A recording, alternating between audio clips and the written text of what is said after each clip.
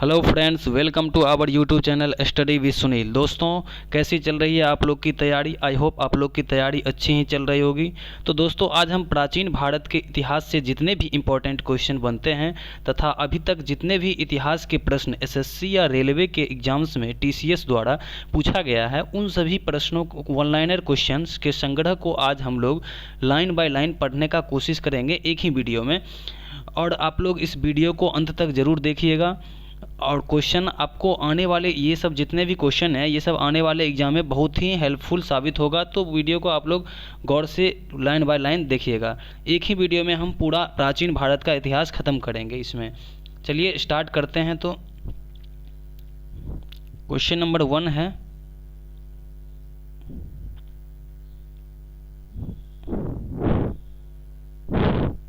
Question number 1 है, सबसे पुरानी भारतीय सभ्यता का नाम क्या था?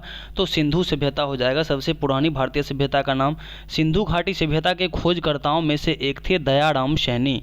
सिंधु घाटी सभ्यता के खोजकर्ता दयाराम सैनी थे। सिंधु घाटी के किस स्थल की खोज सबसे पहले की गई है? तो हड़प्पा की गई है सबसे पहले, हड़प्पा स्थल की खोज।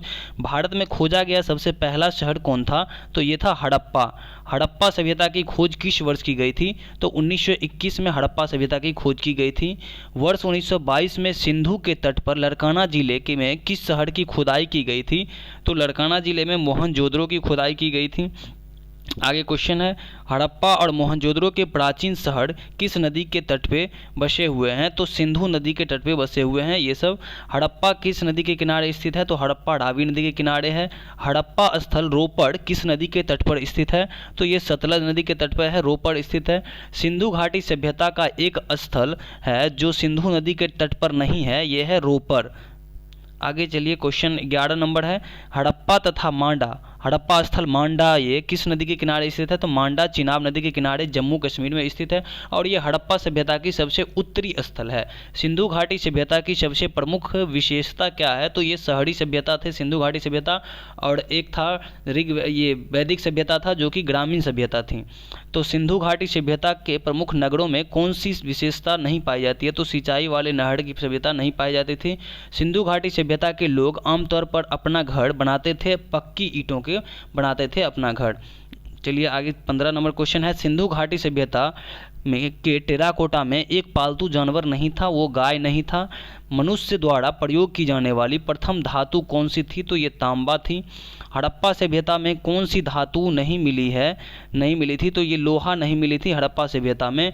सिंधु घाटी सभ्यता के लोग किसकी पूजा करते थे? तो ये पशुपति या देवी माँ की पूजा करते थे। सिंधु घाटी सभ्यता की लिपि क्या थी? तो ये सिंधु घाटी की सभ्यता यह अभी भी अनिर्दिष्ट या अपाठ्य है। ये सिंधु घाटी की सभ्यता को भाव चित्रात्मक सभ्यता माना जाता है। इसका लिपि जो है भाव चित्रात्मक माना जाता था, जो किसी के द्वारा पढ़ा नहीं जा सका था। आगे क्वेश्चन 20 नंबर है, सिंधु घाटी की खुदाई में कौन सा अवशेष वाणिज्यिक और आर्थिक विकास को दर्शाता है? तो ये हो जाएगा मूहड़। और सिंधु घाटी सभ्यता की मूहड़ की बात करें तो इसकी मूहड़ सेलखड़ी का बना हुआ होता था, सेलेखड़ी का बना हुआ होता था सिंधु घाटी सभ्यता का मूहड़। आगे क्वेश्चन है, नर्तकी की मूर्ति कांस्य किस सभ्यता में पाई गई है? तो ये सिंधु घाटी सभ्यता में पाई गई है। सिंधु घाटी सभ्यता के बारे में कौन सा कथन सत्य नहीं है? तो जानवरों के मांस मुख्य भोजन था, ये गलत है। इसके बाद क्वेश्चन नंबर 23 है, डैश में मूहड़ की खोज से यह प्रमाणित हो जाता है कि सिंधु घाटी के लोग भाड़ और मापन पद्धति को जानते थे। तो ये हड़प्पा से मापन पद्धति से पता चलता है कि सिंधु घाटी सभ्यता के लोग मापन पद्धति को जानते थे। आगे 24 नंबर क्वेश्चन है, सिंधु घाटी में कौन सा सबसे लोकप्रिय स्थल वर्तमान में पाकिस्तान में है? तो हड़प्पा या मोहनजोदड़ो पाकिस्तान में। सिंधु घाटी सभ्यता का महान स्नान घर कहाँ पाया गया था? तो ये मोहनजोदड़ो में, और ये सबसे बड़ा जो है ये स्नान घर था मोहनजोदड़ो का। आगे क्वेश्चन है 26 नंबर, हड़प्पा वासी डैश थे? तो हड़प्पा वासी शहरी थे। हड़प्पा वासियों की सामाजिक व्यवस्था कैसी थी? तो उचित रूप से समानतावादी थी हड़प्पा वासियों की सामाजिक व्यवस्था। हड़प्पा के मूहड़ों के निर्माण में मुख्य रूप से किस सामग्री का उपयोग किया गया है? तो टेराकोटा का प्रयोग किया गया है। टेराकोटा मतलब पक्की ईंट होता है, यानी पकी हुई मिट्टी को टेराकोटा बनाया जाता है और उसी का निर्माण मुख्य रूप से सामग्री के उपयोग में किया गया है, मूहड़ के उपयोग में। आगे क्वेश्चन है, हड़प्पा स्थलों की खुदाई इनमें से कौन सा नहीं है? तो किला, नालियों और किला, नालियों और कुएं, जलाशय, शिखर के साथ मंदिर, इसमें से शिखर के साथ मंदिर का इसमें सभ्यता में नहीं किया गया। आगे है हड़प्पा काल के रथ प्रतिमा किस स्थान पर मिली है, तो हड़प्पा काल के रथ प्रतिमा दायमाबाद में मिली है। आगे है कौन सा हड़प्पा स्थल गुजरात में स्थित नहीं था, इसमें से दायमाबाद जो है ये गुजरात में स्थित नहीं है, बाद बाकी जितने भी है लोथल, इसके बाद सुरकोटडा और धौलावीरा, ये सब गुजरात में ही स्थित है। आगे क्वेश्चन है हड़प्पा सभ्यता के निशान खोजने वाले पहले विद्वान कौन थे, तो ये अलेक्जेंडर कनिंघम हो जाएंगे। हड़प्पा सभ्यता के अध्ययन कौन संबंधित थे, तो एम.एस. वत्स हड़प्पा सभ्यता के अध्ययन से संबंधित थे। मोहनजोदड़ो की प्राचीन सभ्यता का स्थल पाकिस्तान किस प्रांत में स्थित है, तो ये सिंध प्रांत में स्थित है। हड़प्पा स्थल अमड़ी कहाँ पर स्थित है, तो अमड़ी सिंध पाकिस्तान में स्थित है। सिंधी में मोहनजोदड़ो का अर्थ क्या होता है, तो मृतकों का टीला होता है सिंधी में मोहनजोदड़ो का अर्थ। आगे 37 नंबर क्वेश्चन है सिंधु घाटी सभ्यता के किस स्थल को सिंध का नखलिस्तान कहा जाता है, तो सिंध का नखलिस्तान मोहनजोदड़ो को कहा जाता है। किस देश ने भारत से मोहनजोदड़ो में मिली प्रसिद्ध नर्तकी की प्रतिमा को लौटाने को कहा था, तो ये पाकिस्तान ने कहा था भारत को लौटाने के लिए, भारत से मोहनजोदड़ो में मिली प्रतिमा को लौटाने के लिए कहा था पाकिस्तान। मोहनजोदड़ो में सबसे बड़ा भवन डैश है, तो महान धान्यागार या अन्नागार जिसमें अन्न रखा जाता था वो मोहनजोदड़ो का सबसे बड़ा भवन था। कालीबंगा कहाँ पे स्थित है, तो कालीबंगा राजस्थान के हनुमानगढ़ जिले में स्थित है और ये घग्गर नदी के किनारे स्थित है। किस हड़प्पा स्थल से जुताई के साक्ष्य प्राप्त हुए हैं, तो कालीबंगा से जुताई के साक्ष्य प्राप्त हुए हैं। कालीबंगा का अर्थ दोस्तों काली रंग की चूड़ियाँ होता है, कालीबंगा का अर्थ। सिंधु घाटी सभ्यता में कालीबंगा क्यों प्रसिद्ध थे, तो ये मिट्टी की बर्तन बनाने के लिए सिंधु घाटी सभ्यता में कालीबंगा प्रसिद्ध थे। आगे 43 नंबर क्वेश्चन है किस हड़प्पा स्थलों में घरों के निर्माण के लिए पर्याप्त मात्रा में मिट्टी की ईंटों का उपयोग किया गया था, तो ये कालीबंगा में किया गया था मिट्टी के ईंटों का उपयोग। कृत्रिम ईंट डॉकयार्ड पॉट टाउन वाला एकमात्र सिंधु स्थल कौन सा था, तो लोथल गुजरात का था एकमात्र सिंधु स्थल जो कृत्रिम ईंट डॉकयार्ड वाला शहर था। आगे 45 नंबर क्वेश्चन है किस हड़प्पा स्थल से एक प्रेमी जोड़े का कंकाल पाया गया है, तो लोथल से पाया गया था एक प्रेमी जोड़े का कंकाल। किस हड़प्पा स्थल का मेसोपोटामिया के साथ सीधा समुद्री व्यापार संबंध माना जाता था, तो ये लोथल का था जो इसका सीधा समुद्री व्यापार मेसोपोटामिया के साथ माना जाता था। लोथल शहर किस नदी के किनारे सहायक नदी के किनारे बसा हुआ है, तो ये साबरमती नदी के सहायक नदी के किनारे बसा हुआ, और लोथल जो है ये भोगवा नदी के किनारे बसा हुआ, और भोगवा साबरमती की सहायक नदी है। बिना दुर्ग वाला एकमात्र सिंधु शहर कौन सा था, तो ये चनहुद्रो हो जाएगा जिसमें कोई दुर्ग नहीं था। सिंधु घाटी सभ्यता में धौलावीरा किसके लिए प्रसिद्ध है, तो जल संरक्षण के लिए धौलावीरा एकमात्र शहर था जो जल संरक्षण के लिए प्रसिद्ध था। 50 नंबर क्वेश्चन है सिंधु घाटी सभ्यता का कौन सा स्थल लूनी नदी के तट पर स्थित था, तो ये धौलावीरा था जो लूनी नदी के तट पर स्थित था। सिंधु घाटी सभ्यता में धौलावीरा स्थल भारत के किस राज्य में स्थित है, तो गुजरात कच्छ के रण में स्थित है सिंधु घाटी सभ्यता का धौलावीरा। कौन सा हड़प्पा सभ्यता स्थल सीढ़ीदार स्टैंड के साथ एक बड़े खुले क्षेत्र का प्रमाण प्रदान करता है जिसे स्टेडियम के रूप में पहचाना गया था, तो ये धौलावीरा गुजरात में था। स्टेडियम का साक्ष्य भी पूछे कहाँ से मिला है, तो धौलावीरा गुजरात से ही मिला है। आगे क्वेश्चन नंबर 53 है सुरकोतदा का पुरातात्विक स्थल किस राज्य में स्थित है, तो ये गुजरात में स्थित है सुरकोतदा का। किन पुरातात्विक स्थलों में गड्ढों का आवास प्रमाण मिलते हैं, तो बुरजहौम में गड्ढे का आवास प्रमाण मिलते हैं। किस स्थान पर पुरातत्वविदों ने 5 जंगली कुत्तों और 12 सिंह के अवशेष बरामद किए हैं, तो ये बुरजहौम से प्राप्त किए थे। आगे क्वेश्चन है सतुधई या सिंधु की सभ्यता स्थल किस देश में पाया जाता है, तो ये अफगानिस्तान में पाया जाता है। इंडिया शब्द की व्युत्पत्ति किस भाषा से हुई है, तो ये फारसी भाषा से हुई है इंडिया शब्द की व्युत्पत्ति। हड़प्पा संस्कृति के स्थल सनौली किस राज्य में स्थित है, सनौली उत्तर प्रदेश में स्थित है। ये टीसीएस में पूछा गया क्वेश्चन है, टीसीएस के द्वारा। आगे क्वेश्चन नंबर 59 देखते हैं। 59 नंबर क्वेश्चन है 59 नंबर क्वेश्चन है डैश हरियाणा में स्थित एक पुरातात्विक स्थल है, तो हरियाणा में राखी गढ़ी जो है ये सबसे पुरातात्विक स्थल है, और भारत में स्थित हड़प्पा सभ्यता के सबसे बड़ी स्थल राखी गढ़ी ही है जो हरियाणा में स्थित है। चलिए उसके बाद प्राचीन इतिहास के 2 पे चलते हैं, वैदिक काल के बारे में पढ़ते हैं। क्वेश्चन नंबर 1 है आर्य पूर्वों आर्यों के साथ अपने संघर्षों में सफल हुए, क्योंकि वे घोड़ों के द्वारा संचालित रथों का उपयोग करते थे, इसलिए वो सफल हुए। आर्य जनजातियों की सबसे प्रारंभिक बस्तियां कहाँ पर थी? तो सप्त सिंधव प्रदेश में थी आर्य की जनजातियां की सबसे प्रारंभिक बस्तियां। और मैक्स मूलर ने आर्यों के बारे में बताया था कि आर्य मध्य एशिया से भारत आए थे। भारत में वैदिक सभ्यता डैश नदी के किनारे फली फूली थी, तो ये सरस्वती नदी के किनारे फली फूली थी वैदिक सभ्यता। वैदिक युग में एक चरण में राजा को गोपति कहा जाता था, जिसका अर्थ होता था मवेशियों के स्वामी। गोपति यानी मवेशियों के स्वामी को कहा जाता था गोपति, जो कि राजा को गोपति कहा जाता था, जिसका अर्थ मवेशियों का स्वामी होता था। आगे क्वेश्चन है, रावी नदी का ऋग्वैदिक नाम क्या है? तो ये परुश्री नाम था रावी नदी का। तुंगभद्रा नदी का प्राचीन नाम था पंपा। और प्राचीन भारत में किस विवाह को वैध नहीं माना जाता था? तो गंधर्व विवाह को वैध नहीं माना जाता था। वैदिक आर्यों की मुख्य भोजन क्या था? तो दूध और दूध से बने पदार्थ को वैदिक आर्यों का मुख्य भोजन था।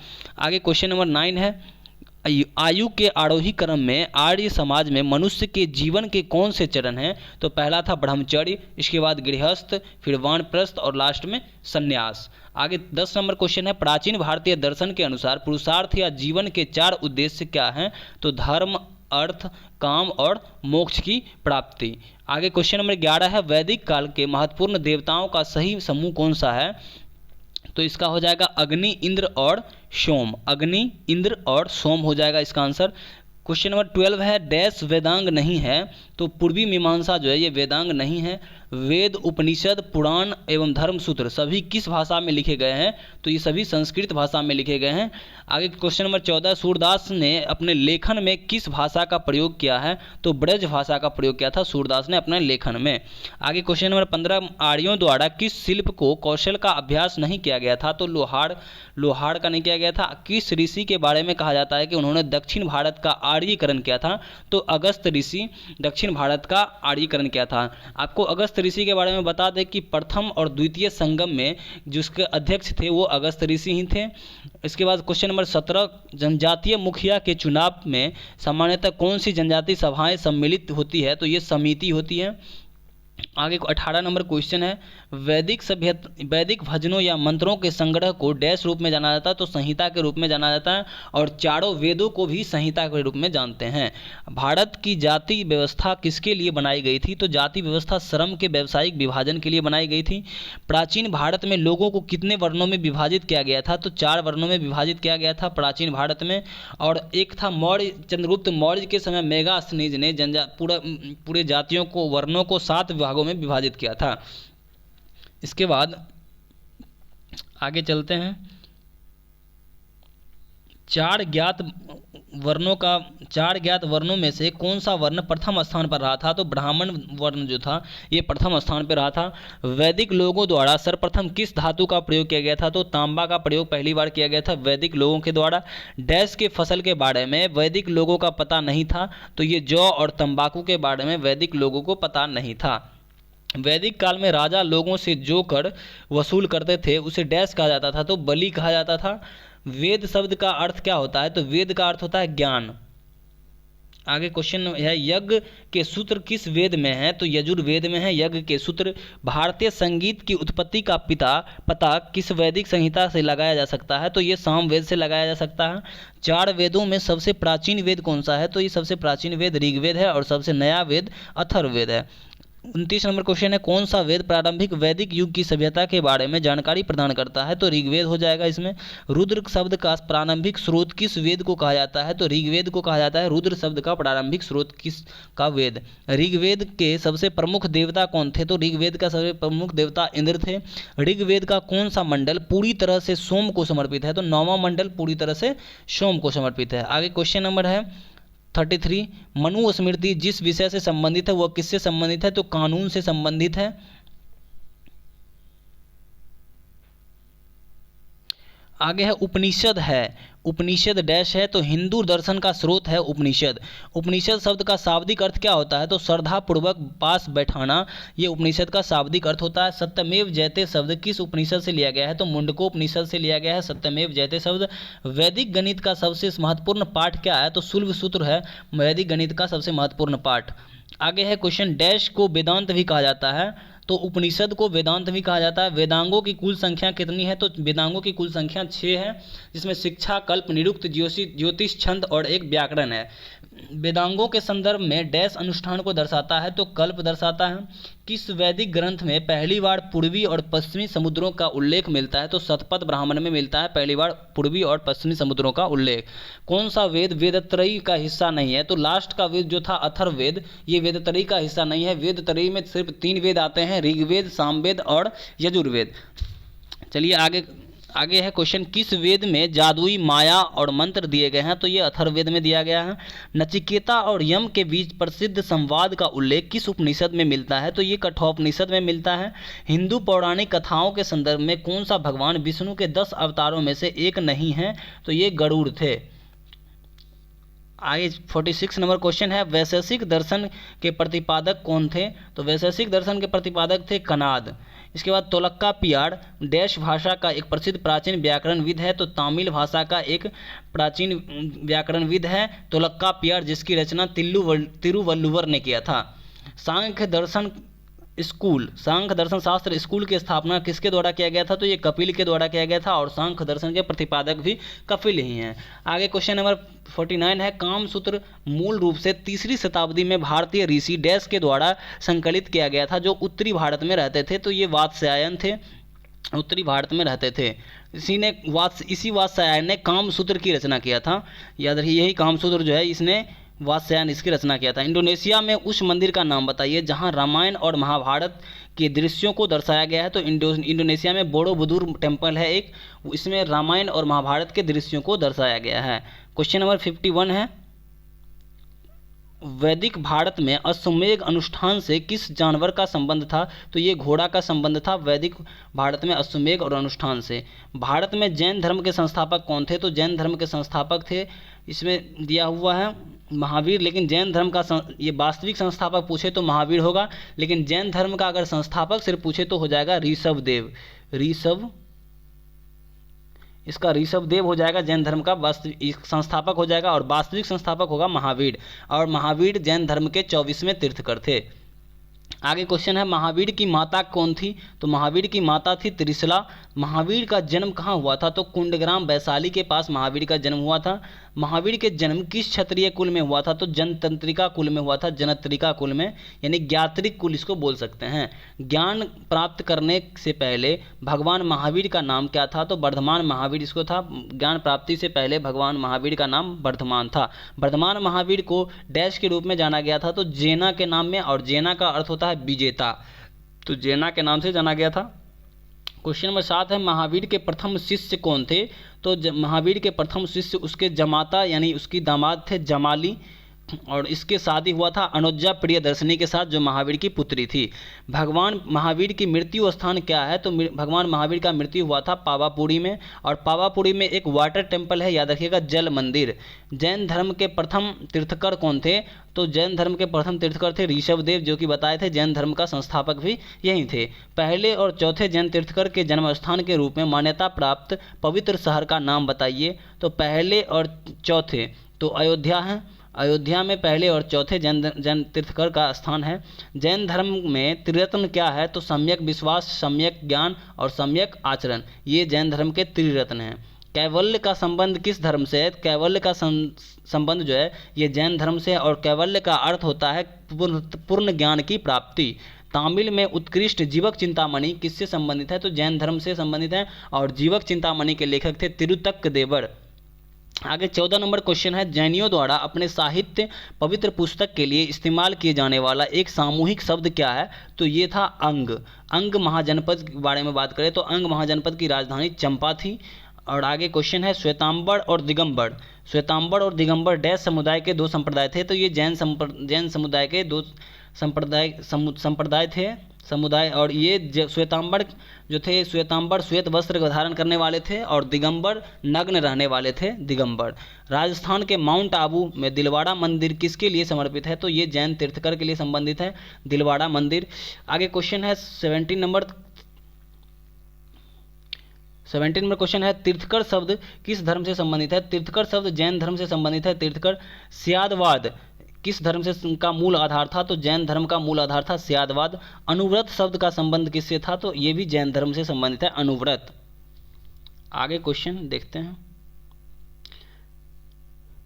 आगे क्वेश्चन है, एक ऐसा जैन ग्रंथ है जिसमें जैन तीर्थंकरों की जीवनी शामिल है, विशेष रूप से पार्श्वनाथ और महावीर। तो ये थे कल्पसूत्र, और कल्पसूत्र की रचयिता भद्रबाहु थे। आगे क्वेश्चन है, पार्श्वनाथ डैश जैन तीर्थंकर थे? तो पार्श्वनाथ 23वें नंबर के जैन तीर्थंकर थे, और इसका प्रतीक चिन्ह सर्प था। हीनयान स्कूल का सबसे महत्वपूर्ण कार्य कौन सा है? तो महावस्तु है हीनयान का सबसे महत्वपूर्ण कार्य। जैन दर्शन की शिक्षा देने के लिए किसने पूरे दक्षिण एशिया की यात्रा की थी? तो महावीर ने किया था। वर्धमान महावीर ने किस भाषा में पढ़ाया था? तो वर्धमान महावीर जो है ये प्राकृत भाषा में पढ़े थे। प्राकृत भाषा में। दिलवाड़ा जैन मंदिर किस राज्य में स्थित है? तो राजस्थान के माउंट आबू पर्वत पे दिलवाड़ा का जैन मंदिर है। जैन धर्म का वास्तविक संस्थापक किसे माना जाता है? तो ऋषभदेव है। और लगभग 1500 वर्ष पहले लिखी गई महावीर की शिक्षाएं वर्तमान में किस स्थान पर मौजूद है? तो ये वल्लभी गुजरात में स्थित है। बुद्ध शब्द का अर्थ क्या होता है? तो बुद्ध शब्द का अर्थ होता है ज्ञानी। बुद्ध शब्द का अर्थ ज्ञानी होता है। गौतम बुद्ध का जन्म डैश हुआ था? तो लुम्बिनी में हुआ था, और लुम्बिनी नेपाल में स्थित है। बौद्ध धर्म में बैल का संबंध बुद्ध के जीवन की किस घटना से है? तो बैल का संबंध बुद्ध के जीवन की जन्म की घटना से संबंधित है। गौतम बुद्ध किस वंश गणराज्य के थे? तो ये शाक्य कुल के थे गौतम बुद्ध। इसके बाद 32 नंबर क्वेश्चन है, बुद्ध ने अपना पहला धर्म चक्र परिवर्तन यानी पहला उपदेश डैश के हिरन पार्क में दिया था? तो सारनाथ में दिए थे। और सर्वाधिक उपदेश की बात करें तो ये श्रावस्ती में सर्वाधिक उपदेश दिए थे। बौद्ध के अनुसार गौतम बुद्ध का अगला अवतार किसे माना जाता है? तो मैत्रेय को माना जाता है अगला अवतार। गौतम बुद्ध ने सारनाथ में अपना पहला उपदेश किस मुद्रा में दिए थे? तो ये धर्मचक्र मुद्रा में दिए थे अपना पहला उपदेश।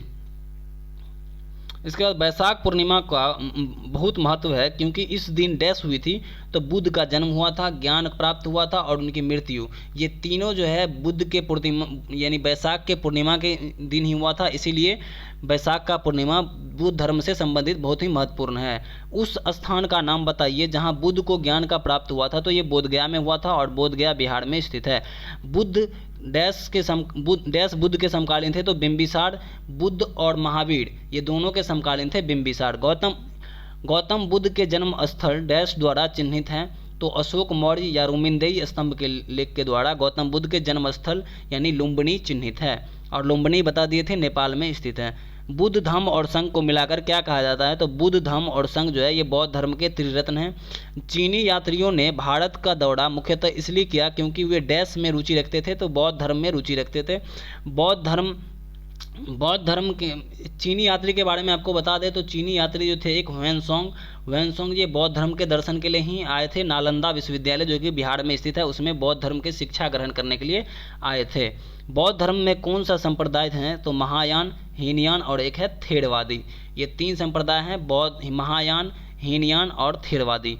बौद्ध धर्म ने समाज के दो वर्गों पर एक महत्वपूर्ण प्रभाव डाला।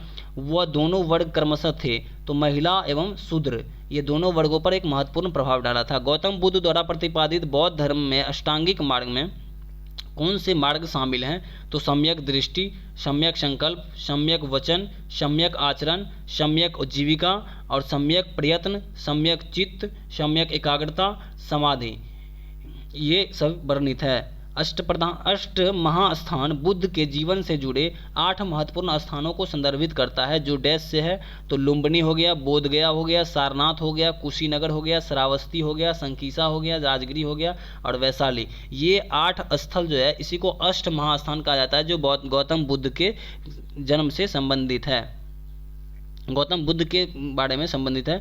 आगे क्वेश्चन 45 नंबर है, प्रथम बौद्ध परिषद कहाँ आयोजित की गई थी? तो प्रथम बौद्ध परिषद हुई है राजगिरी में आयोजित की गई थी, और दूसरा बौद्ध परिषद था ये वैशाली में किया गया था, तीसरा पाटलिपुत्र में किया गया था और चौथा कुंडलवन जम्मू कश्मीर में किया गया था। एकमात्र बौद्ध सभा था चतुर्थ बौद्ध सभा जो कि बिहार के बाहर में आयोजित किया गया था जम्मू कश्मीर में। अशोक ने तृतीय बौद्ध परिषद कहाँ आयोजित किया गया था? तो ये पाटलिपुत्र बताए हैं अभी, पाटलिपुत्र में स्थापित किया था।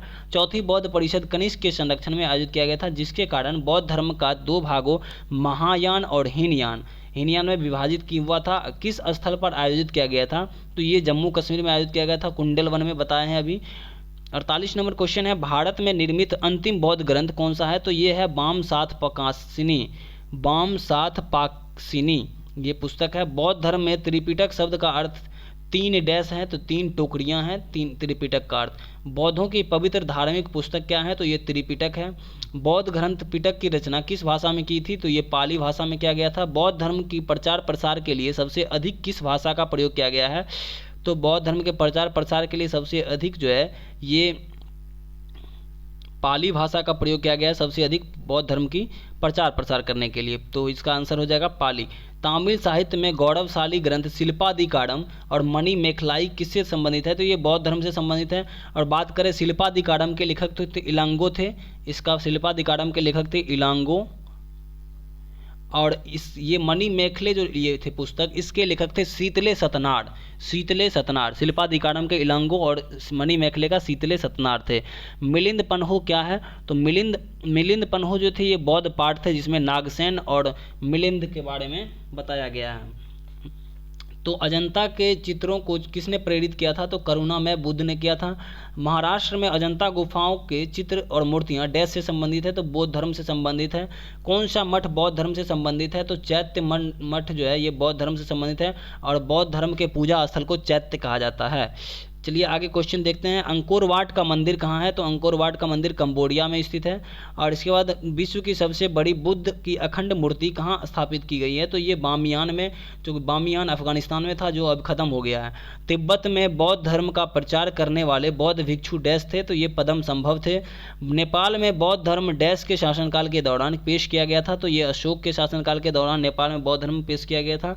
आजीविका डैश थे, तो आजीविका बुद्ध के समकालीन संप्रदाय था, आजीवक संप्रदाय, जिसके संस्थापक थे मखली गोसाल।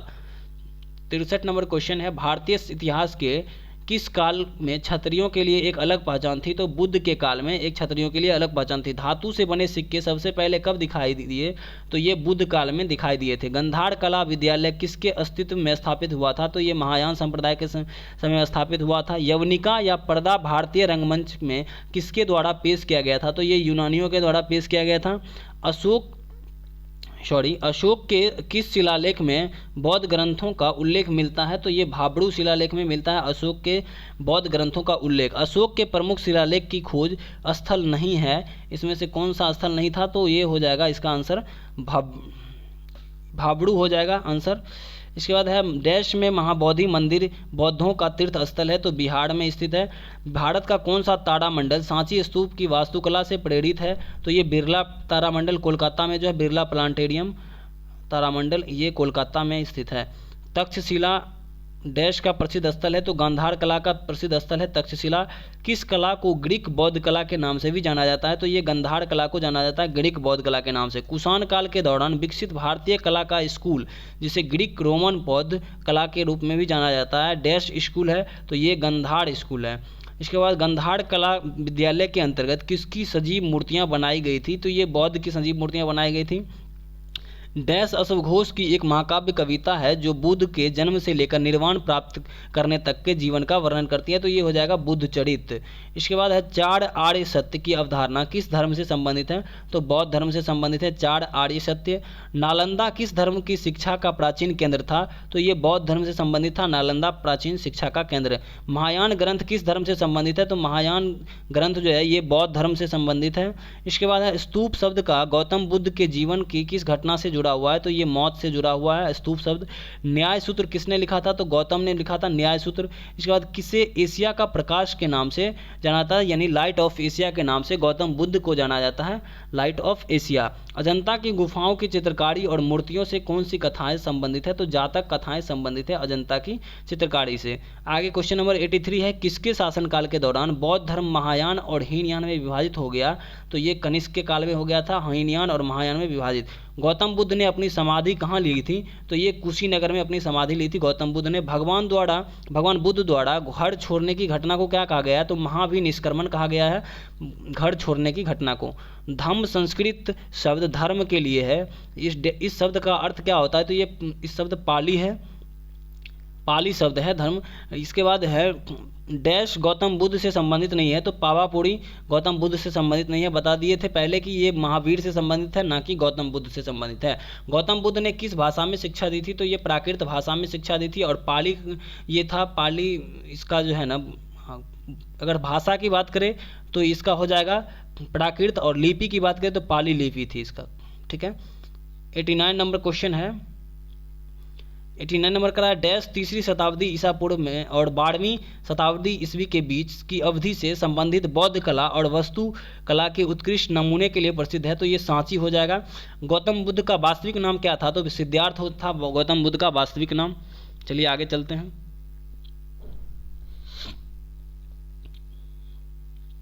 इसके बाद क्वेश्चन है चौखंडी स्तूप भारत के किस राज्य में स्थित एक बौद्ध स्मारक है, तो ये उत्तर प्रदेश में स्थित है। भारत के किस शहर में धमेक स्तूप है, तो ये वाराणसी में स्थित है धमेक स्तूप। लगभग 600 वर्षों तक परित्यक्त रहने के बाद किस वर्ष में सांची की खोज की गई थी, तो ये 1818 में किया गया था सांची का खोज। सांची स्तूप की खोज वर्ष 1818 में किसने किया था, तो सर हेनरी टेलर ने किया था, सांची स्तूप का खोज किया था। सांची का महान स्तूप किस राज्य में सबसे अच्छी तरह से संरक्षित भारतीय बौद्ध स्तूपों में से एक है, तो ये हो जाएगा मध्य प्रदेश में। बौद्ध स्तूप की वास्तुकला का संबंध किस शब्द से है, तो ये हर्मिका से संबंधित है। स्तूप स्थल डैश उत्तर प्रदेश राज्य में स्थित नहीं है, तो भड़हूत स्तूप जो है ये उत्तर प्रदेश में नहीं है।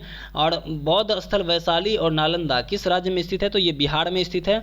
दीघा निकाय डैश प्रवचनों का एक संग्रह है, तो ये बौद्ध निकाय का एक प्रवचन का संग्रह है। डैश सूत पिटक का एक भाग है, तो मध्यमा निकाय ये सूत पिटक का एक भाग है। डैश कौन सी विशेषता बौद्ध धर्म को जैन धर्म से अलग करती है, तो ये आचरण और आत्म पोषण मोक्ष की चरम रूप जो है ये विशेषता बौद्ध धर्म को जैन धर्म से अलग करती है। इसके बाद है अपना अधिकांश उपदेश घृतकूट में किसने दिया था, तो ये गौतम बुद्ध ने दिया था। बुद्ध युग के दौरान वज्जी महाजनपद की राजधानी कहाँ थी, तो वज्जी महाजनपद की राजधानी वैशाली में थी। आगे चलिए प्राचीन भारत में 4 चैप्टर में महाजनपद के बारे में देखेंगे। कौन सा महाजनपद कहाँ पे था और किस एरिया में था। भारत के 7वीं और 6ठी शताब्दी ईसा पूर्व की शुरुआत में मौजूद गणराज्य राज्यों के नाम बताएं, तो ये था मल्ल, वज्जी, कंबोज और कुरु। मल्ल की बात करें तो इसकी राजधानी थी कुशावती, वज्जी का वैशाली में, कंबोज का हाटक में और कुरु का इंद्रप्रस्थ। चलिए आगे क्वेश्चन देखते हैं। वह कौन सा साम्राज्य है जिसने सबसे पहले युद्धों में हाथियों का इस्तेमाल किया था, तो ये मगध साम्राज्य था जो सबसे पहले हाथियों का इस्तेमाल किया था। मगध राजवंशों को कालानुक्रमिक रूप में व्यवस्थित करने के लिए बोले तो सबसे पहले हर्यक वंश हो जाएगा जिसके संस्थापक थे बिंबिसार, उसके बाद शिशुनाग हो जाएगा, फिर नंद हो जाएगा, फिर मौर्य, उसके बाद मौर्य हो जाएगा लास्ट में। ठीक है, इसके बाद राजा खाड़वेल डैश वंश से संबंधित है, तो ये कलिंग वंश से संबंधित है राजा खाड़वेल। इसके बाद खाड़वेल कलिंग के चेदी वंश से संबंधित थे, सबसे महान शासक थे खाड़वेल। झेलम नदी के तट पर यूनानी शासक सिकंदर ने किसकी सेना का सामना किया था, तो ये पोरस के साथ युद्ध लड़े थे झेलम नदी के तट पे। सिकंदर और पोरस की सेना ने किस नदी को विपरीत किनारे पर डेरा डाला था, तो झेलम नदी के एक विपरीत किनारे पर डेरा डाला था। सिकंदर महान के अनुशिक्षक यानी ट्यूटर कौन थे, तो ये अरस्तु थे।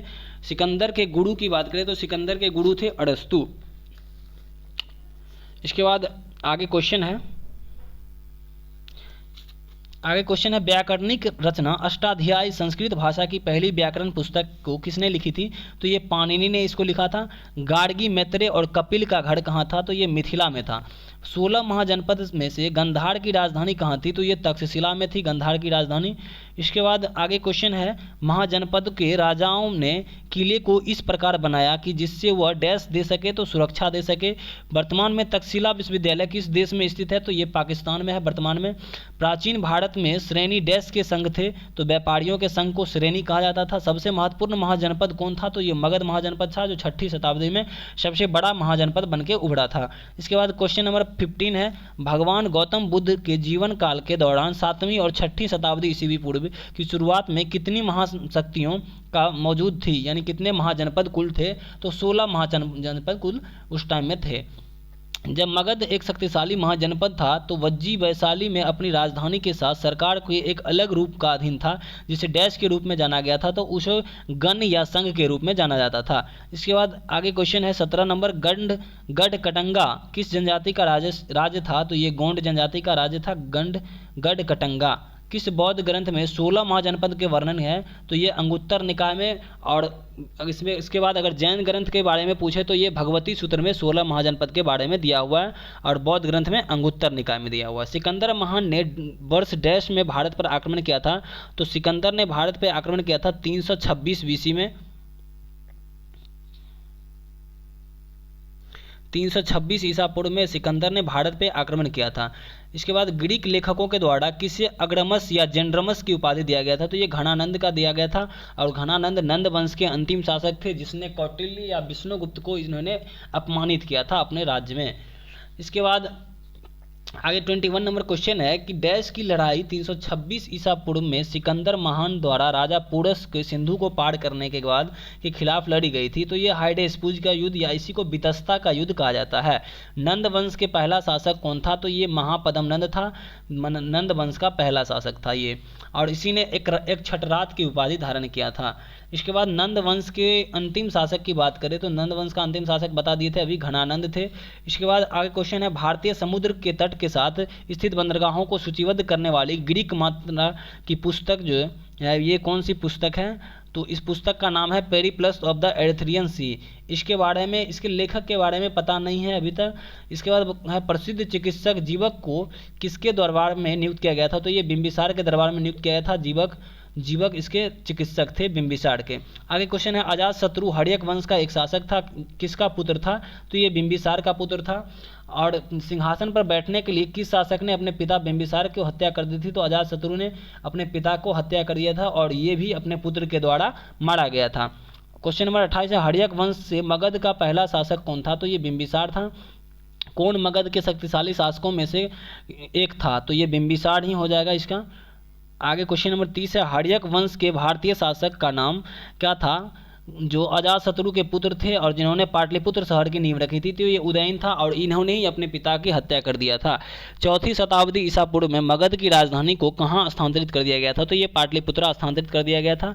प्राचीन काल में भारत के किस क्षेत्र में अवंतिका के नाम से जाना जाता, तो मालवा या उज्जैन क्षेत्र जो थे ये अवंतिका के नाम से जाना जाता था। कामरूप भारत के किस क्षेत्र का प्राचीन नाम था, तो कामरूप था असम का पुराना नाम, असम का पुराना नाम था कामरूप। इसके बाद आगे क्वेश्चन है पुरुषपुरा किसका दूसरा नाम है, तो पुरुषपुरा पेशावर का नाम था या पुरुषपुर कहेंगे इसको, पेशावर का नाम था। प्राचीन भारतीय को बर्मा अब जिसको म्यांमार कहा गया है के बारे में कैसे पता है, तो स्वर्ण भूमि के बारे में पता है। महाजनपद युग के दौरान उज्जैन डैश की राजधानी थी, तो अवंती की राजधानी थी। 4वीं शताब्दी ईसा पूर्व से पहले डैश मगध की राजधानी थी, तो राजगिरी मगध की राजधानी थी 4वीं शताब्दी ईसा पूर्व से। इसके बाद क्वेश्चन नंबर 38 है किसके साम्राज्य में महापद्मनंद का शासन था, तो मगध वंश में महापद्मनंद का शासन था। इसके बाद प्राचीन इतिहास के चैप्टर नंबर 5 पे चलते हैं, मौर्य साम्राज्य के बारे में जानेंगे। किसने यूनानियों को भारत से खदेड़ दिया था, तो चंद्रगुप्त मौर्य ने यूनानियों को भारत से खदेड़ दिया था। इसके बाद क्वेश्चन है सिकंदर की मृत्यु के बाद चंद्रगुप्त मौर्य के द्वारा पराजित सिकंदर का सेनापति का नाम क्या था, तो ये सेल्यूकस निकेटर था, जिन्होंने बाद में चल के अपनी पुत्री कार्नेलिया का विवाह चंद्रगुप्त मौर्य से कर दिया था। अर्थशास्त्र के लेखक किसके समकालीन थे, तो अर्थशास्त्र के लेखक चंद्रगुप्त मौर्य के समकालीन थे। चंद्रगुप्त मौर्य का साम्राज्य उत्तर पश्चिम में कहाँ तक फैला था, तो ये सिंधु नदी तक फैला हुआ था चंद्रगुप्त मौर्य का साम्राज्य। चंद्रगुप्त मौर्य के प्रसिद्ध शिक्षक चाणक्य शिक्षा का केंद्र किस शिक्षा के केंद्र से जुड़े थे, तो ये तक्षशिला से जुड़े हुए थे, जो वर्तमान में पाकिस्तान में स्थित है। इसके बाद आगे क्वेश्चन कार्ड है पांडुलिपियों के मूल संस्थापक कौटिल्य और कौटिल्य के अष्टशास्त्र के संपादक कौन थे, तो ये आर सामा शास्त्री थे। ये बहुत ही इंपॉर्टेंट क्वेश्चन है। पांडुलिपियों के मूल संस्थापक और कौटिल्य के अष्टशास्त्र के संपादक थे आर साम शास्त्री। कौटिल्य के अर्थशास्त्र के मुख्य रूप से किससे संबंधित है, तो ये राजनीतिक राज्य शिल्प से संबंधित है। अर्थशास्त्र किसके द्वारा लिखा गया था, तो ये कौटिल्य के द्वारा लिखा गया था। कौटिल्य का अन्य नाम कौटिल्य, विष्णुगुप्त, चाणक्य ये सभी हैं। इसके बाद आगे क्वेश्चन देखेंगे चंद्रगुप्त मौर्य के दरबार में भेजा गया यूनानी राजदूत भारत का पहला दौरा कौन था, तो ये मेगास्थनीज थे। और इसके बाद बिंदुसार के शासनकाल के दौरान डैश में अशांति थी, तो तक्षशिला में अशांति थी, जिसको दबाने के लिए पहले उसके बिंदुसार ने सुसीम को भेजा था और बाद में अशोक को भेजा गया था।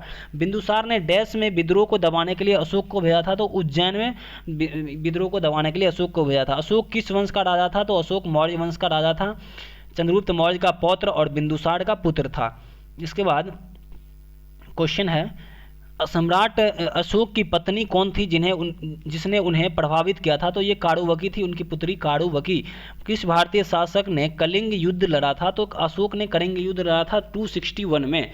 इसके बाद मौर्य वंश का कलिंग युद्ध किस वर्ष लड़ा गया था, तो अभी तुरंत बताया है 261 BC में, यानी 261 ईसा पूर्व में इन्होंने कलिंग का युद्ध लड़े थे। आगे क्वेश्चन देखेंगे हम लोग।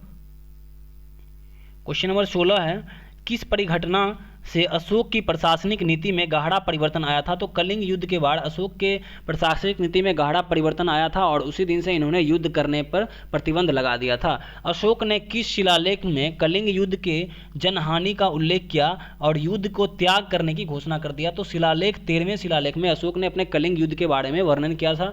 बौद्ध धर्म ग्रहण करने के लिए अशोक को प्रभावित करने वाला भिक्षु कौन था? तो बौद्ध धर्म को प्रभावित करने के लिए उसका भिक्षु था उपगुप्त, जिन्होंने अशोक को बौद्ध धर्म की शिक्षा दी थी।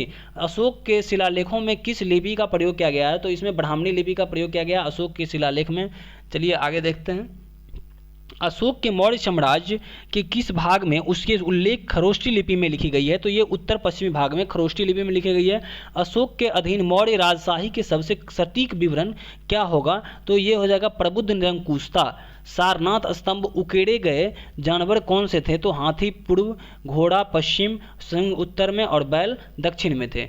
इसके बाद भारत सरकार ने किस शासक से अपने प्रतीकों को उधार लिया और अपनाया था? तो ये अशोक, जिसको एम्बलम ऑफ इंडिया जो कहा जाता है वो अशोक का ही था, वो स्तंभ था। इसके बाद राष्ट्रीय ध्वज को धर्मचक्र में कितनी तिलियां हैं? तो ये 24 तिलियां हैं कुल। इसके बाद मौर्य प्रशासन के तहत सीता अध्यक्ष किसके प्रभारी अधिकारी थे? तो ये कृषि के प्रभारी अधिकारी को सीता अध्यक्ष कहा जाता था मौर्य प्रशासन में। 3 अलग अलग कालों अर्थात मौर्य काल, गुप्त काल, मुगल काल के शिलालेखों वाला एक स्तंभ कहाँ स्थित था? तो ये इलाहाबाद या प्रयागराज स्तंभ लेख में था।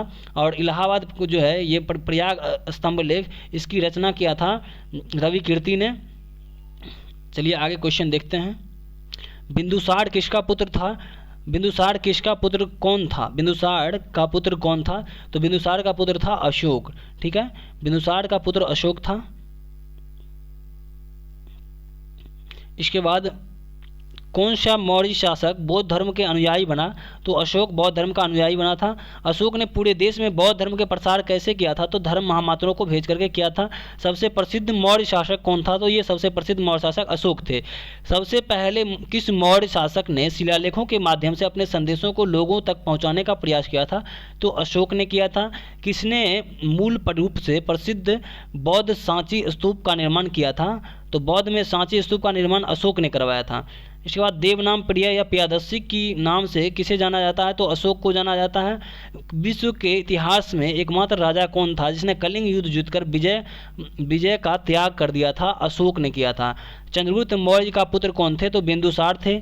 धनानंद को हराकर मौर्य वंश की स्थापना किसने किया था? तो चंद्रगुप्त मौर्य ने किया था, चंद्रगुप्त प्रथम ने किया था। इसके बाद यूनानी इतिहासकार राजदूत मेगास्थनीज ने 4वीं शताब्दी ईसा पूर्व में किसके शासनकाल में भारत का दौरा किया था? तो ये चंद्रगुप्त मौर्य के शासनकाल में भारत का दौरा किया था। मेगास्थनीज के अनुसार चंद्रगुप्त मौर्य के शासनकाल के दौरान समाज डैश जातियों में विभाजित था? तो ये 7 वर्णों में विभाजित था। इसके बाद भारत में प्रमुख बौद्ध संरचनाओं में से एक सारनाथ में डैश स्तूप का निर्माण मौर्य राजा अशोक के द्वारा करवाया गया था? तो धम्मेक स्तूप का निर्माण करवाया गया था। अशोक ने किसकी प्रचार करके अपने साम्राज्य को एक साथ रखने की कोशिश की थी? तो ये धम्म को प्रचार करके अपने साम्राज्य को एक साथ रखने की कोशिश की थी। अशोक ने धार्मिक अधिकारियों की नियुक्ति किया जिन्हें डैश कहा जाता था? तो धम्म महामात्र कहा जाता था धार्मिक अधिकारियों को। तक्षशिला विश्वविद्यालय किन 2 नदियों के बीच स्थित है? तो ये सिंधु और झेलम नदी के बीच स्थित है तक्षशिला विश्वविद्यालय। उदयगिरी पहाड़ियों में हाथी गुम्फा शिलालेख किस राजा ने खुदवाया था? तो खारवेल ने खुदवाया था हाथी गुम्फा अभिलेख। राजा खारवेल प्राचीन भारतीय राजा जिनकी जीवनी प्रसिद्ध हाथी गुम्फा शिलालेख में पाई गई है डैश शासन से संबंधित था? तो ये कलिंग के शासक थे राजा खारवेल, और इसी का शिलालेख है हाथी गुम्फा शिलालेख। आगे क्वेश्चन देखते हैं। आगे है तटीय उड़ीसा का प्राचीन नाम क्या था? तो कलिंग था तटीय उड़ीसा का प्राचीन नाम। अशोक के शिलालेखों में कौन सी जानकारी मिलती है? तो जीवन की कहानी के आंतरिक विदेशी नीतियों के बारे में जानकारी मिलती है। भारत में सबसे पुरानी जीवित रॉक कट गुफाएं बड़ावड़ गुफाएं किस काल में स्थित है? तो मौर्य साम्राज्य से स्थित है। इसके बाद काल की है तो ये मौर्य काल की है। ठीक है, इसके बाद कौन सी स्तंभ रॉक स्तंभ के दर्शाते हैं? तो मौर्य स्तंभ। मौर्य काल में डैश केवल राज्य का अधिकार था? तो ये खान था। इसके बाद अशोक के जोगड़ा शिलालेख में किस राज्य में स्थित है? तो ये उड़ीसा में हो जाएगा जोगड़ा शिलालेख। उस राज्य का नाम क्या है जो चंद्रगुप्त प्रथम के लिच्छवियों से दहेज में प्राप्त हुआ था? तो ये पाटलिपुत्र है जो लिच्छवियों को दहेज में प्राप्त हुआ था। मौर्य साम्राज्य की राजधानी क्या थी? तो पाटलिपुत्र थी मौर्य साम्राज्य की राजधानी। भारत सरकार के प्रतीक चिन्ह में मौर्य वंश से किसे नहीं अपनाया गया है? तो सत्यमेव जयते, जो कि मुंडकोपनिषद से लिया गया था। सारनाथ में एक स्तंभ के शीर्ष पर लिखे गए सिंह, जिसमें हम अपने नोटों को पर देखते हैं, मूल रूप से किस सामग्री पर उकेरे गए थे? तो ये पत्थर पे उकेरे गए थे। श्रीलंका के सम्राट अशोक के समकालीन शासक कौन थे? तो ये तिस्स थे। श्रीलंका में अशोक के समकालीन तिस्स थे। इसके बाद पुष्यमित्र शुंग द्वारा मारे जाने वाले अंतिम मौर्य शासक कौन था? तो ये वृषद्रथ था। बिहार के दीदारगंज में पाई गई प्रसिद्ध चौड़ी धारक मूर्ति को किस काल में से संबंधित है? तो ये मौर्य काल से संबंधित है। डैश में सुदर्शन झील मौर्यों के शासन के दौरान निर्मित एक कृत्रिम जलाशय था, तो ये गुजरात में था। इसके बाद मौर्य साम्राज्य में के पूर्वी भारतीय प्रांत की राजधानी कहाँ थी? तोसली थी। चलिए आगे कोई चैप्टर नंबर 6 चलते हैं, मौर्य काल के बाद यानी उत्तर मौर्य काल। इसके बाद मौर्य वंश के तुरंत बाद किस वंश ने मगध पर शासन किया था? तो ये शुंग वंश ने मौर्य वंश के तुरंत बाद शासन किए थे। पुष्यमित्र शुंग के समकालीन योग के प्रणेता कौन थे? तो योग के प्रणेता थे पतंजलि। इसके बाद है शुंग वंश के संस्थापक कौन थे? तो पुष्यमित्र शुंग थे शुंग वंश के संस्थापक। शासक गौतमीपुत्र सातकर्णी किस वंश से संबंधित थे? तो ये सातवाहन वंश से संबंधित थे गौतमीपुत्र सातकर्णी। इसके बाद सातवाहन साम्राज्य के संस्थापक कौन थे? तो सिमुक थे सातवाहन साम्राज्य के संस्थापक। प्रसिद्ध अजंता की गुफाओं में नक्काशी सबसे पहले किसके शासनकाल में शुरू हुई थी? तो ये सातवाहन काल में शुरू हुई थी। किस राजवंश के शासकों ने ब्राह्मण पर बौद्ध भिक्षुओं को कर मुक्त गांव देने की प्रथा शुरू की थी? तो ये सातवाहन थे।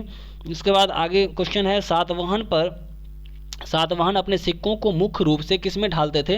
तो ये शीशे में ढालते थे। सातवाहनों का महानतम शासक कौन थे? तो ये गौतमीपुत्र सातकर्णी ही थे सबसे महानतम शासक। जूनागढ़ चट्टान शिलालेख किससे संबंधित है? तो रुद्रदामन से संबंधित है जूनागढ़ अभिलेख। सेंट थॉमस किसके शासनकाल के दौरान ईसाई धर्म की प्रचार करने के लिए भारत आए थे? तो ये पार्थियन गोंडोफर्निस आए थे। गोंडोफर्निस के शासनकाल में। कुषाण वंश का संस्थापक कौन थे? तो कुजुल कड़फिसेस थे। सबसे प्रसिद्ध कुषाण वंशीय शासक थे कनिष्क। इसके बाद 78 ईस्वी से शुरू होने वाले शक युग की स्थापना किसके द्वारा किया गया था? तो कनिष्क के द्वारा किया गया था शक संवत की स्थापना।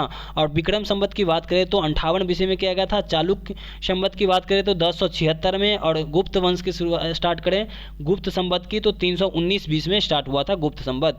कनिष्क किस वंश में सिंहासन पर बैठा था? तो 78 ईस्वी में सिंहासन पर बैठा था और इसी के वर्ष में शक संवत का स्टार्ट हुआ था। इसके बाद चरक किस राज दरबार के विख्यात चिकित्सक थे? तो ये कनिष्क के विख्यात चिकित्सक थे। द्वितीय अशोक किसे कहा जाता है? तो कनिष्क को द्वितीय अशोक के नाम से जाना जाता है। गंधार कला विद्यालय किसके शासनकाल में विकसित हुआ था? तो ये कनिष्क के काल में विकसित हुआ था गंधार कला विश्वविद्यालय। भारतीयों के लिए महान रेशम मार्ग किसके द्वारा खोला गया था? तो कनिष्क के द्वारा भारतीयों के लिए महान रेशम मार्ग खोला गया था। किस कुषाण शासक ने बौद्ध धर्म का संरक्षण दिया था? तो ये कनिष्क था। इसके बाद आगे चलते हैं।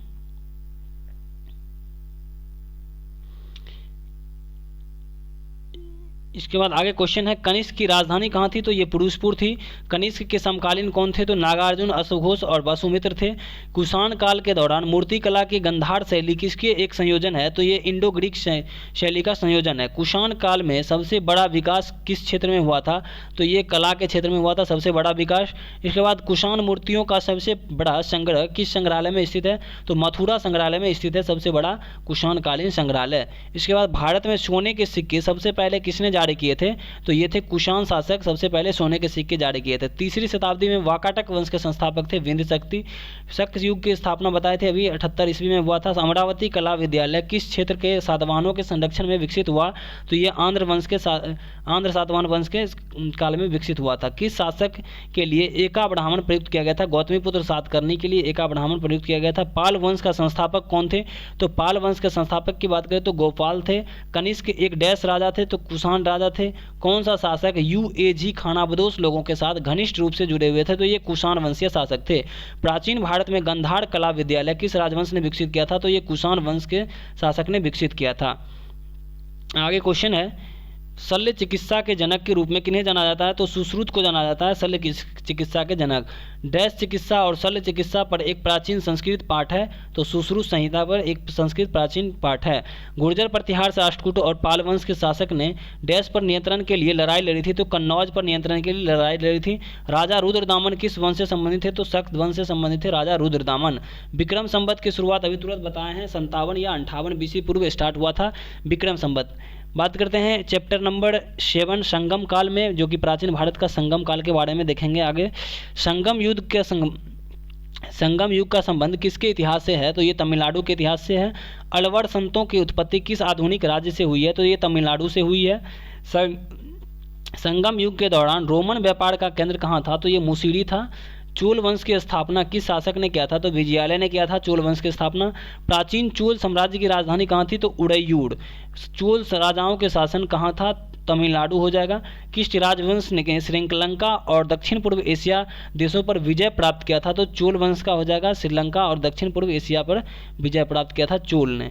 चोल राजवंश की राजधानी कहाँ थी? तो तंजौर थी। चोल काल में बना बृहदेश्वर मंदिर कहाँ स्थित है? तो तंजावुर या तंजौर में स्थित है। ये डैश एक चोल साम्राज्य की मंदिर का उदाहरण है, तो ऐरावतेश्वर मंदिर ये चोल साम्राज्य के उदाहरण है। चोल शिलालेखों में जैन संस्थानों के दान में दी गई भूमि के रूप में डैश वर्णित करते हैं, तो पल्ली चंदम हो जाएगा।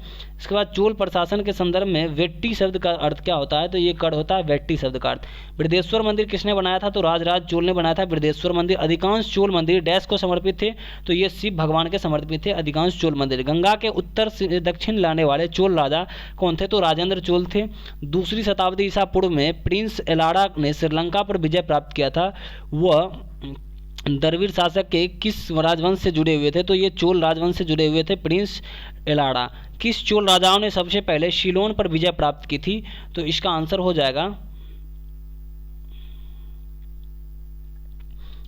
जाएगा राजराज प्रथम ने श्रीलंका पर विजय प्राप्त की। अरब सागर में भारतीय सेना की सर्वोच्चता स्थापित करने वाला प्रथम भारतीय शासक कौन था? तो ये राजराज प्रथम थे। पुहाड़ शहर की स्थापना किस चोल राजा ने किया था? तो ये कारिकाल ने किया था। उत्तर मेरूर शिलालेख किस प्रशासन के बारे में जानकारी मिलती है? तो ये चोल शासन के जानकारी मिलती है। किसमें द्वितीय पांड्य साम्राज्य की भूमि माप का उल्लेख किया गया है? तो ये हो जाएगा इसका थरवईपुरम तांबे की थाली। शाही संगम साहित्य के संरक्षक कौन थे? तो ये पांड्य थे। शाही चोलों के तहत राजस्व प्रशासन के संबंध में शालाभोग शब्द का अर्थ क्या है? तो स्कूल में भरण पोषण के लिए दान में दी गई जमीन को शालाभोग कहा जाता था। दक्षिण के चोल साम्राज्य के उदय कब हुआ था? तो 9वीं शताब्दी ईस्वी पूर्व में दक्षिण चोल साम्राज्य का उदय हुआ था। आगे क्वेश्चन है, चोल शिलालेखों में वर्णित भूमि की श्रेणियों के अनुसार उसके ब्राह्मणों को दी गई भूमि को क्या कहा जाता था? तो ये ब्रह्मदेय कहा जाता था, जो ब्राह्मण को दिया जाने वाला भूमि होता था। इसके बाद आगे क्वेश्चन है, किस राजा ने सम्मान की निशानी के रूप में अमीर जमींदारों को मुवेंद्रवेलम, अड़ैयाड़ आदि उपाधियां दिया था? तो ये चोल राजा ही थे। देवी निशुम्भसुदिनी का मंदिर डैश के द्वारा बनवाया गया था? तो ये चोल के द्वारा बनवाया गया था। नटराज के कांसे की मूर्ति किसके काल में बनाई गई थी? चोल काल में बनाई गई थी। चोल शिलालेखों में वर्णित भूमि की श्रेणियों के अनुसार किसके मंदिरों को भेंट की गई भूमि के रूप में जाना जाता था? तो ये है देवदान के रूप में जाना जाता था। चोलों द्वारा विकसित दक्षिण भारत की मंदिर वास्तुकला की विशिष्ट शैली को क्या कहा जाता था? तो द्रविड़ शैली कहा जाता था। दक्षिण भारत का द्रविड़ शैली और उत्तर भारत का नागर शैली और बीच वाले क्षेत्र जो है उसको वेसर शैली के रूप में जाना जाता था। इसके बाद चोल राज्य को किस राष्ट्रकूट के शासक के हमले का सामना करना पड़ा था? तो ये कृष्ण तृतीया के हमले का सामना करना पड़ा था। चोल साम्राज्य पर किसने 14वीं शताब्दी की शुरुआत पर आक्रमण किया था? तो ये थे मल्लिक काफूर अलाउद्दीन खिलजी के ये सेनापति थे। आगे क्वेश्चन है, तंजौर में बृहदेश्वर मंदिर के किस धार्मिक संप्रदाय से संबंधित थे? तो ये नैनार से संबंधित थे।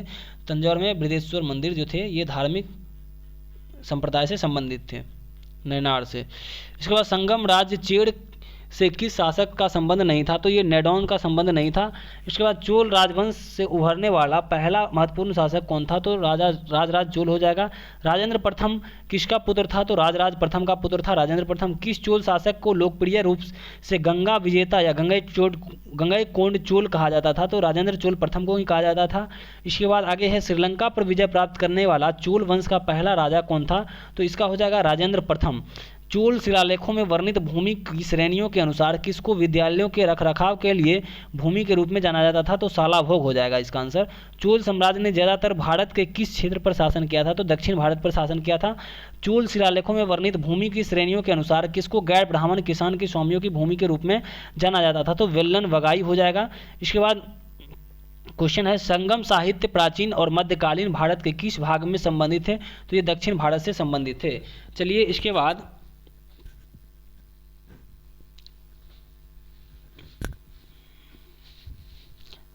क्वेश्चन है प्राचीन इतिहास के चैप्टर नंबर 8 गुप्त साम्राज्य के बारे में बात करेंगे। अब गुप्त साम्राज्य, चलिए गुप्त साम्राज्य में चलते हैं। गुप्त साम्राज्य के संस्थापक कौन थे? तो इसका गुप्त साम्राज्य के संस्थापक थे श्रीगुप्त। इसके बाद गुप्त की राज दरबार की भाषा क्या थी? तो संस्कृत थी गुप्त की राज भाषा। गुप्त काल में चांदी में कौन सा सिक्का जारी किया गया था? तो ये रूपक जारी किया गया था। किस राजवंश के सिक्कों से संगीत के प्रति प्रेम होने का पता चलता है? तो गुप्त वंश के यानी कि समुद्रगुप्त के जो सिक्कों से संगीत प्रेमी होने का पता चलता है। गुप्त शासक समुद्रगुप्त को अपने सिक्कों पर किस वाद्य यंत्र बजाते हुए दिखाया गया? तो वीणा बजाते हुए दिखाया गया था। इसके बाद है, गुप्त काल में सर्वाधिक संख्या में सिक्के डैश में जारी किए गए थे? तो सोना में जारी किए गए थे। किस राजवंश के शासनकाल में भारतीय इतिहास का स्वर्ण काल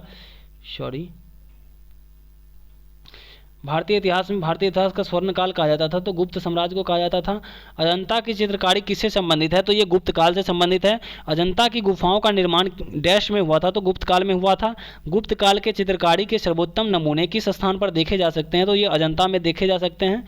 इसके बाद है, गुप्त वंश क्यों प्रसिद्ध था? तो गुप्त वंश कला और वास्तुकला के लिए प्रसिद्ध था। चंद्रगुप्त प्रथम ने लिच्छवियों से किस शहर को दहेज के रूप में प्राप्त किया था? तो ये पाटलिपुत्र प्राप्त किया था। लिच्छवी दौहित्र किसे कहा जाता था? तो चंद्रगुप्त प्रथम को ही लिच्छवी दौहित्र के नाम से जाना जाता था। गुप्त शक की स्थापना किसने किया था? तो चंद्रगुप्त प्रथम ने किया था। महाराजा धीराज की भव्य उपाधि धारण करने वाला गुप्त वंश का शासक कौन थे? चंद्रगुप्त प्रथम ही थे जो महाराजा धीराज की उपाधि धारण किए थे। इसके बाद है, अपनी जीत के कारण भारत का नेपोलियन कहे जाने वाले शासक कौन थे? तो समुद्रगुप्त थे। किस स्तंभलेख में समुद्रगुप्त की उपलब्धियों का दर्ज किया जिससे उसकी विजय के लिए भारत के नेपोलियन कहा जाता है? तो इलाहाबाद स्तंभलेख में इसका जिक्र किया। इलाहाबाद स्तंभलेख की रचना किसने किया था? तो हरिसेन ने किया था। इलाहाबाद स्तंभलेख की रचना हरिसेन ने किया था। आर्यभट्ट, कालिदास, धन्वंतरी और वारामिहिर के प्रसिद्ध नाम किस गुप्त सम्राट के दरबार में थे? तो ये चंद्रगुप्त द्वितीय के दरबार में रहते थे। विक्रमादित्य की उपाधि धारण करने वाला गुप्त राजा थे चंद्रगुप्त द्वितीय ने ये धारण किए थे। ठीक है। इसके बाद क्वेश्चन नंबर 21 है, चीनी यात्री फाहियान किस गुप्त राजा के शासनकाल में भारत आया था? तो चंद्रगुप्त द्वितीय के काल में आया था। कुतुब मीनार परिसर दिल्ली में जंगरोधी धातुओं के संयोजन से बने लोहे के स्तंभ की स्थापना किसने किया था? तो ये चंद्रगुप्त द्वितीय ने किया था। बाड़ामिहिर का पच सिद्धांतिका खगोल विज्ञान से संबंधित थे। गुप्त काल में एक महान खगोल शास्त्री और गणितज्ञ जिन्होंने शून्य का आविष्कार किया था ये थे आर्यभट्ट थे। इसके बाद है, आयुर्वेद के चिकित्सकों द्वारा चिकित्सा के देवता के रूप में सम्मानित किया गया था? तो धन्वंतरी को किया गया था। कौन सा साहित्यिक कार्य शास्त्रीय संस्कृत साहित्य से संबंधित है? तो मेघदूतम, जिसकी रचना कालिदास ने किया था। किस गुप्त राजा ने हुनों को भारत पर आक्रमण करने से रोका था? तो ये स्कंदगुप्त थे। सबसे पुराना विश्वविद्यालय कौन सा था? तो ये नालंदा विश्वविद्यालय था। गुप्त काल के बाद कौन सा विश्वविद्यालय प्रसिद्ध हुआ था? तो नालंदा विश्वविद्यालय प्रसिद्ध हुआ था। नालंदा विश्वविद्यालय भारत के किस राज्य में स्थित है? तो ये बिहार में स्थित है। पंचतंत्र की कहानियों का संकलन किसने किया था? तो विष्णु शर्मा ने किया था। डैश एक गुप्त शासक था, विक्रमादित्य थे। इसके बाद महान भारतीय कवि और नाटककार कवि कालिदास कौन सी पुस्तक लिखी थी? तो अभिज्ञान का शाकुंतलम लिखे थे, रघुवंशम लिखे थे, मेघदूतम, विक्रमोर्वशीयम और कुमार संभवम, ये सभी रचना कालिदास ने किए थे। मालविका निमित्रम के लेखक बता दिए थे, कालिदास ही थे। डैश राज्य कला, आर्थिक नीति, सैन्य रणनीति की एक प्राचीन भारतीय ग्रंथ है जिसे संस्कृत में लिखा गया था। कौटिल्य के पारंपरिक रूप से इसके लेखक के रूप में श्रेय दिया जाता है। तो ये अर्थशास्त्र थे। सबसे पहले पाई के मान की गणना किसने किया था? तो आर्यभट्ट ने किया था। वाड़ामिहिर ने कौन सी पुस्तक लिखे थे? तो विधेय संहिता की रचना वाड़ामिहिर ने किया था। कौटिल्य कहाँ का प्रधानमंत्री था? तो चंद्रगुप्त मौर्य का प्रधानमंत्री था कौटिल्य।